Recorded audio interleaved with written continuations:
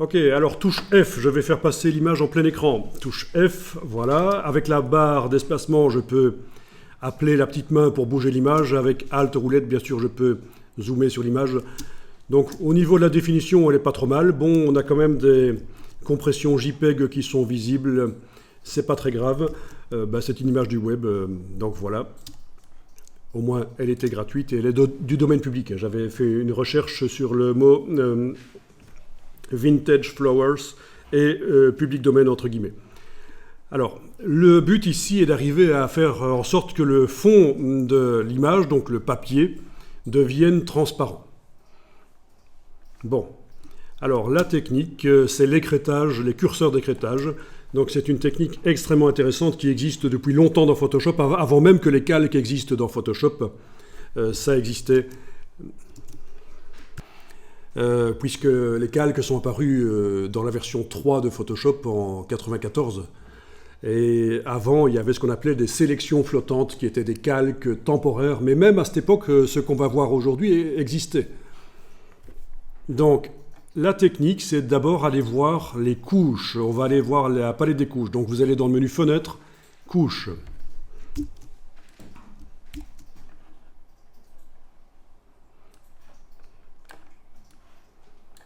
Alors, les couches, on peut agrandir les vignettes si on veut.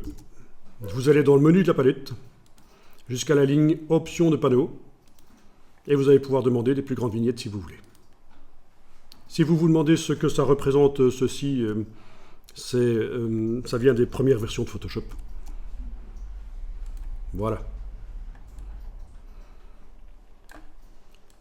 Donc, palette des couches, à ne pas confondre avec la palette des calques. La palette des couches contient les couches constitutives de l'image, donc des couches qui indiquent les quantités de lumière rouge, verte et bleue qui composent l'image. Donc, ce sont des canaux qui, mis ensemble, créent une image en couleur. Alors voilà, on clique sur chacune des couches, donc la quantité de lumière rouge dans cette image, puis la quantité de lumière verte, puis la quantité de lumière bleue. Il va falloir repérer dans quelle couche le sujet ressort le plus en silhouette. Donc dans quelle couche il est le plus sombre sur un fond clair, ou clair sur un fond sombre. Mais en tout cas, il faut que ça contraste par rapport au fond. Donc, couche rouge, ça contraste moins que la couche verte, et la couche verte contraste moins que la couche bleue, on est d'accord. Donc on sait qu'on va prendre comme référence, pour faire l'écrêtage, on va prendre la couche bleue. Dans le cas de cette image, mais dans le cas d'autres images, ce sera différent. Ça dépend des couleurs, ça dépend de est-ce qu'on a affaire à un objet clair sur un fond foncé ou inversement. Vous allez voir qu'on va faire aussi ça pour du feu d'artifice, et le feu d'artifice, ça va être un peu différent.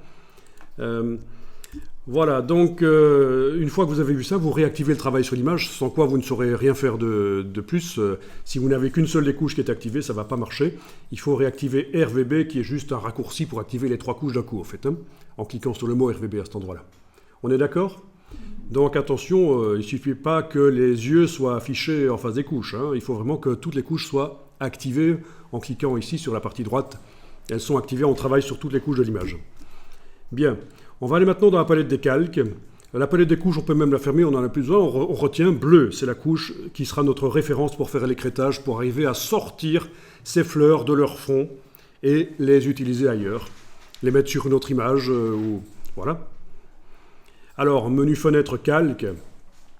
Bon, méfiez-vous, parce que dans la version anglaise de Photoshop, les calques s'appellent les layers. Et layers, ça veut dire couche. Donc, méfiez-vous, c'est pas des couches, c'est des calques. D'accord ? Les couches, dans la version anglaise, ça s'appelle les channels, les canaux. Donc, parfois, c'est un peu... Pour ceux qui passent de la version anglaise à la version française, c'est parfois un peu ambigu. Et quand on lit des tutoriaux aussi en anglais, c'est pas toujours évident. On pourrait confondre. Alors, les vignettes, je vais aller voir également dans les options de panneau. Voilà. Actuellement, moi, je suis avec des grandes vignettes, mais voilà, pour commencer, c'est pas mal. Vous voyez des grandes vignettes dans les palettes. Bien sûr, quand vous serez avec des photomontages complexes, avec plein de dizaines de calques, il faudra peut-être passer à des vignettes plus petites à un certain moment. Mais en attendant, rien ne vous empêche d'utiliser des grandes vignettes. Donc c'est toujours dans le menu de la palette des calques, les options de panneau, vous avez des grandes vignettes. Ok, alors on a un calque d'arrière-plan qui est verrouillé. Donc ça veut dire qu'on ne sait pas modifier sa transparence, on ne sait rien faire, on ne sait pas mettre un calque en dessous. On va le déverrouiller. C'est une sécurité de Adobe en fait. On va le déverrouiller en double-cliquant sur lui tout simplement. Ici à la droite du nom arrière-plan, vous pouvez double-cliquer. Donc Adobe vous propose de le transformer en calque 0, vous cliquez sur OK, et voilà, il n'y a plus le petit verrou, on sait modifier la transparence si on veut. Voilà, voilà. Ce n'est plus un calque d'arrière-plan. Bon, la différence, c'est juste qu'on sait modifier la transparence. Pour les débutants chez Adobe, ça peut être parfois un problème parce que figurez-vous qu'il y a des gens qui vont modifier la transparence et qui se disent « Ah, ça c'est ce que je veux comme résultat ». Et quand ils impriment, quand ils sortent ça, ben, ça ne sort pas comme ça. Donc voilà. C'est pour ça que Adobe verrouille les calques pour qu'on ne puisse pas modifier la transparence. Mais vous avez vu comment on peut déverrouiller le calque. La transparence, je vais la laisser à 100%. Et on va créer un calque vide en dessous. Donc pour créer un calque vide, ben, on clique sur le bloc de feuilles, puis on fait passer le calque en dessous. Voilà.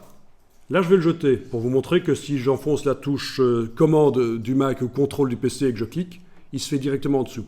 Mais ce n'est pas très important. En fait, les raccourcis, je ne vais pas vous en donner beaucoup parce que je trouve que c'est mieux dans un premier temps, quand on est débutant, d'aller dans les menus. Mais bon, il y a parfois quelques petits raccourcis que je vais vous donner quand même. Donc ça ne va pas être la foire aux raccourcis ici.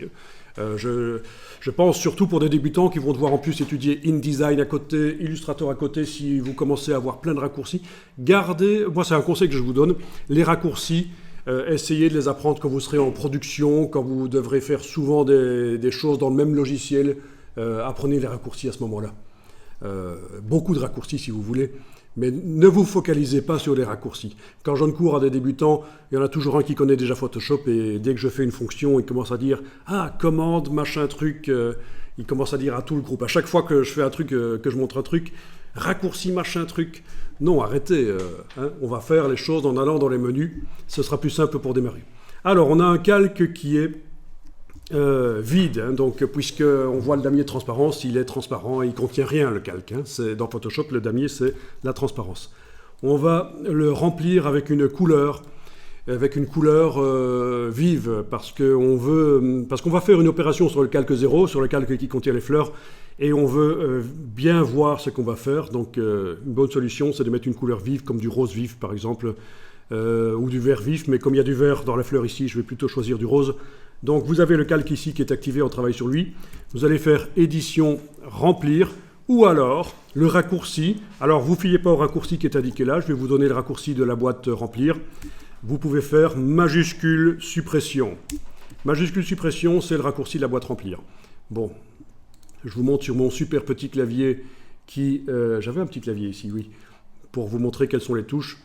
Quand je vous dis majuscule et suppression, vous vous occupez pas des touches qui sont ici en orangé, ça n'a pas d'importance. Donc j'ai enfoncé la touche majuscule et la touche suppression, et c'est le raccourci pour appeler la boîte remplir. Majuscule suppression. Comme on s'en sert très souvent, ça peut être intéressant de connaître ce raccourci. Je vous donne vraiment les raccourcis les plus intéressants. Encore une fois, ce ne sera pas la fois au raccourci. Et alors on va remplir avec quoi? On va remplir avec une couleur. Donc remplir avec, vous voyez qu'on peut remplir avec plein de choses, mais on va ici choisir couleur. Il y a 3 petits points qui suivent le mot couleur dans le menu. 3 petits points dans les menus chez Adobe, ça veut dire que ça ouvre une boîte quand on choisit ça. Donc je choisis couleur et ça ouvre une boîte, là voilà, le sélecteur de couleurs. Alors vous êtes bien avec le bouton T qui est enclenché ici, ça veut dire que dans la barre verticale c'est la teinte, et dans le grand carré vous avez en horizontal la luminosité et en vertical la saturation. Donc il faut mettre la petite pastille ici au fond à droite, donc au maximum de luminosité et de saturation. Et il faut choisir ici avec le curseur teinte quelle couleur. On va prendre du rose, c'est bien. OK. Donc OK à nouveau. Et voilà, on a rempli le calque d'en dessous avec du rose. Donc c'est du rose bien vif. On travaille sur une image RVB. Je n'ai pas vérifié tout à l'heure, je vais faire la touche F ici, F une fois, F deux fois. Il est bien indiqué RVB ici. D'accord? Et c'est du RVB de bas de gamme parce qu'il n'a que 8 bits par couche. Donc c'est logique, ça vient du web. Quand vous ferez du RVB sur vos propres photos, vous aurez du RVB en 16 bits par couche. Donc au lieu d'avoir 16 millions de couleurs, vous en aurez des milliards. ce qui est quand même plus pratique quand on doit faire des retouches. Ça se voit moins quand on travaille sur des images RVB de plus haut de gamme, du RVB 16 bits au lieu de 8 bits. Ok, touche F à nouveau, je suis revenu plein écran, c'est quand même plus pratique.